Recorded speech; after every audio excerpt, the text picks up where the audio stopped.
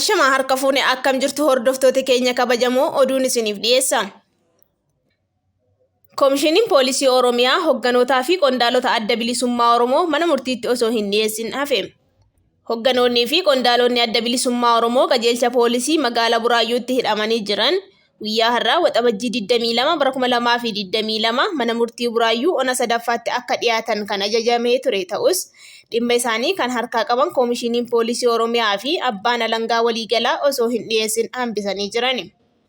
Koomishiniin Poolisii Oromiyaa fi abbaan alangaa adoolessa 4 bara 2022 yookaan akka lakkoofsa Itoophiyaatti waxabajjii 27 bara 2014 hogganootaa fi qondaalota adda bilisummaa Oromoo kanneen dhaddachatti dhiyeessanii himata qabu yoo ta'e dhihaatanii akka ibsan manni murtii ajaja dabarsee jira.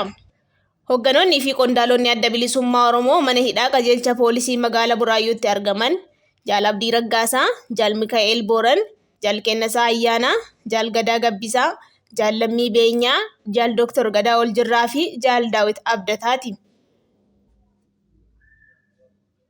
Ajjechaa hidhattoota mootummaatiin maatii qondaaltotaa fi miseensota adda bilisummaa Oromoo irratti addatti xiyyeeffatamee raawwatamaa jiru akka balaaleffatu addi bilisummaa Oromoo beeksise. Sirni mootummaa Dr. Abiyyi Ahmadiin hoogganamu erga aangootti dhufee ajjechaan lammiilee Oromiyaa irratti gaggeeffamaa jiru daran suukaneessaa ta'uu isaa addi bilisummaa Oromoo yeroo garaagaraatti ibsa isaan balaaleffataa tureera.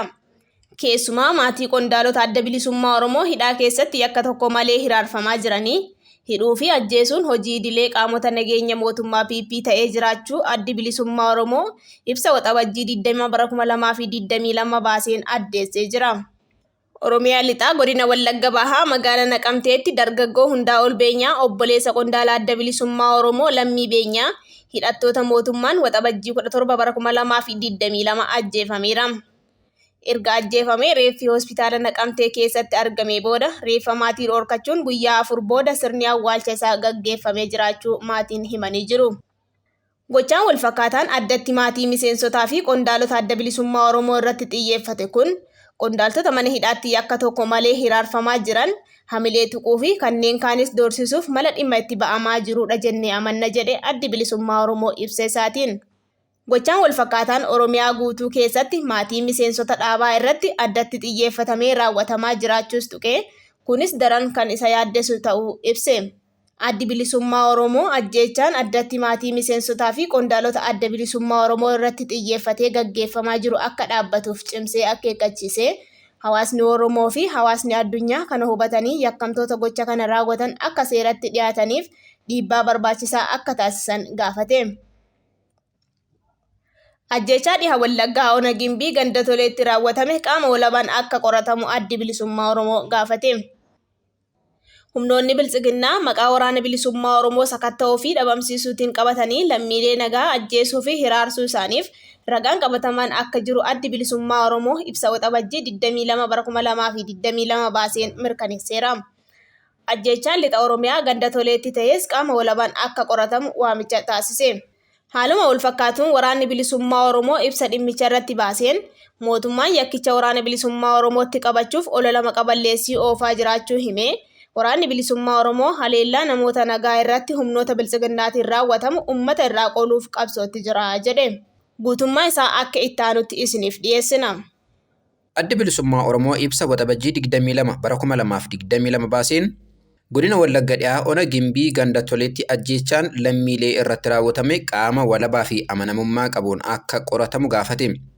Humnoonni nageenyaa mootummaa maqaa gareelee hidhannoon mootummaa falman sakatta'uu fi dhabamsiisuu jedhuun naannolee baadiyyaatti waggaa 2 oliif lammiilee nagaa meeshaa maleeyyii ta'an gidirsaa turuu ragaaleen amanamoon ni mirkaneessuu jedhe addi bilisummaa Oromoo ibsa baase kanaan.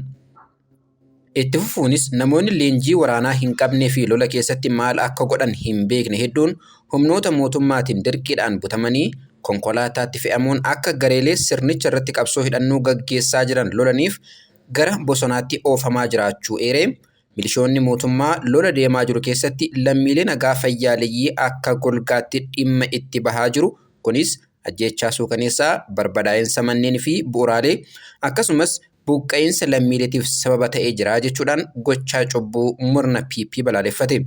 Ajjechaa seeraan alaa bifa kanaa kan gareeleen mirgoota namummaa hedduun humnoota waraanaa mootummaatiin raawwatamuu mirkaneessan mootummaan bilisiginnaa irra deddeebiin haalaa jiraatus yakki kun hidhattootuma sirnichi bobbaaseen ta'e jedhamee kan raawwatame ta'uu isaaf ajjechaan jumlaa godina Shawaa Bahaa Ona Fantaalletti abbootii gadaa irratti muddee 1 bara 2021 raawwatame fakkeenya akka ta'u hubachiisee jira ibsi kun.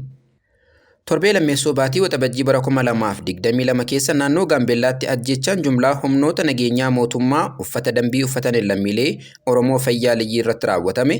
Akkasumas gochaa suukaneessaan naannoo Amaaraa godina addaa Oromiyaatti muddee bara 2021 keessa ta'uun kan amanamu wayita raawwatamu viidiyoodhaan mul'ates ragaa biraatii jechuun yakki fakkaataan irra deddeebiidhaan raawwatamuu hubachiise.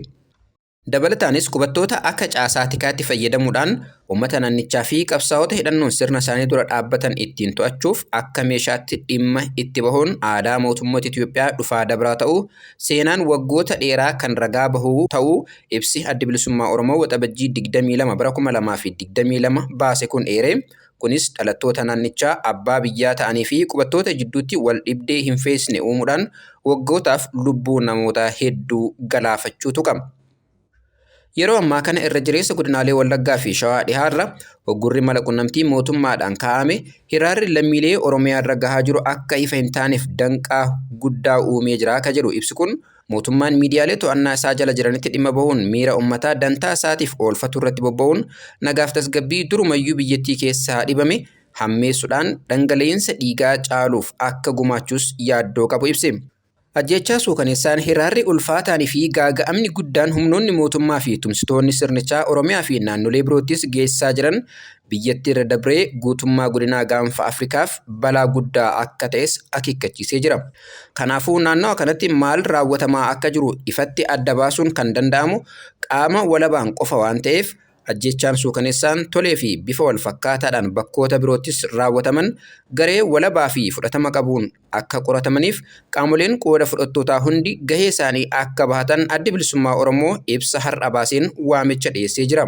Haaluma wal fakkaatuun waraanni Bilisummaa Oromoo ajjechaa naannawa Gimbiitti raawwatame cimsee balaaleffachuudhaan qaamoleen walabaa akka qorataniifis waamicha dhiyeessee jira. Waraanni Bilisummaa Oromoo dhimmicha ilaalchisuun ibsa baaseen mootummaan yakkicha waraana Bilisummaa Oromootti haqachuuf olola maqaballeessii oofaa jiraachuu himee haa ta'uti garuu waboon ajjechaa namoota nagaa irratti raawwatee bu'aan siyaasaas ta'ee kan loltummaa argatu hin jiru. Inumaayyuu waboon haleellaa namoota nagaa irratti humnoota mootummaa bilisiginnaatiin raawwatamu uummata irraa qolachuuf qabsootti jira jedhe. Mootummaan ajjechaawwan suukaneessoo ofumaa raawwate waraana Bilisummaa Oromootti qabachuu har'a hin jalqabne kan jedhu ibsichi boodarra dhugaan jiru kan bahe mootummaan abbootii gadaa karrayyuu fixee waraana Bilisummaa Oromoo maqaballeessuuf yaaluun fakkeenya yeroo dhihoo akka ta'es yaadachiisee jira. Taateen toleetti ta'es kanarraa adda akka hin taane himee ajjechaa kana garee milishaa mootummaan bobbaase gaachana sirnaa jedhamutu raawwatee jedhee jira waraanni Bilisummaa Oromoo ibsa baase kanan.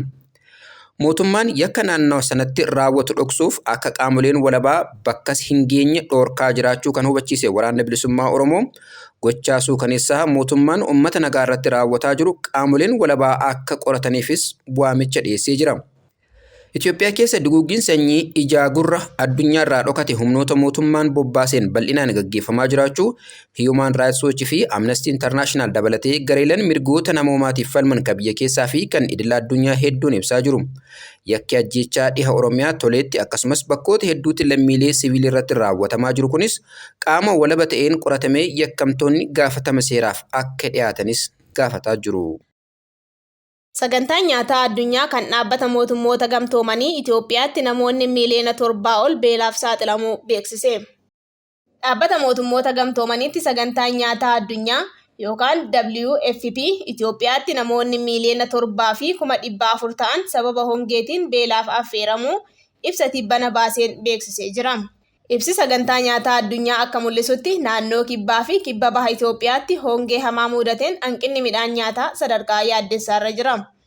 Lammiilee miliyoona 7.4 keessaa miliyoonni 3 fi 300,000 naannoo Somaalee, miliyoona 3 fi 900 Oromiyaa, akkasumas lammiileen 900,000 fi 22,000 ta'an ammoo naannoo ummatoota kibbaa keessatti beelaaf saaxilamanii jiru jechuun ibsee jira.